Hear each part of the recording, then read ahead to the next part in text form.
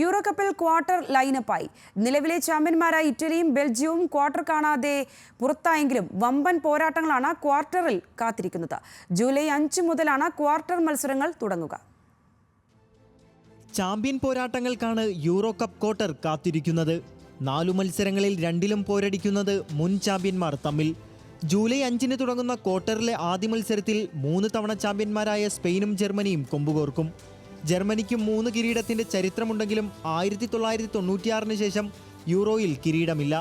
യുവതാരങ്ങൾ നിറഞ്ഞ സ്പെയിനിന് ജർമ്മനിയുടെ സൂപ്പർ താരങ്ങൾക്കൊപ്പം ഗാലറിയിൽ ആരാധക കൂട്ടത്തെയും മറികടക്കണം. സൂപ്പർ താരം ക്രിസ്ത്യാനോയുടെ പോർച്ചുഗലും കിലിയൻ എംബാപ്പയുടെ ഫ്രാൻസും തമ്മിലാണ് രണ്ടാം ക്വാർട്ടർ പോരാട്ടം. 2016 യൂറോ ഫൈനലിൽ ഫ്രാൻസിനെ തകർത്താണ് പോർച്ചുഗൽ കിരീടം നേടിയത്. എംബാപ്പയ്ക്കും സംഘത്തിനും പകരം വീട്ടാനുള്ള അവസരം.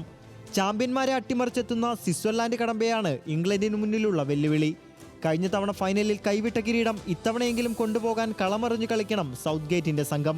കറുത്ത കുതിരകളാകാൻ കുതിക്കുന്ന തുർക്കിക്ക് കരുത്തരായ നെതർലാൻഡാണ് എതിരാളികൾ. ജൂലൈ 9-10 തീയതികളിലാണ് സെമി പോരാട്ടങ്ങൾ. ജൂലൈ 15-നാണ് കലാശ പോരാട്ടം. Sports desk, news Malayalam.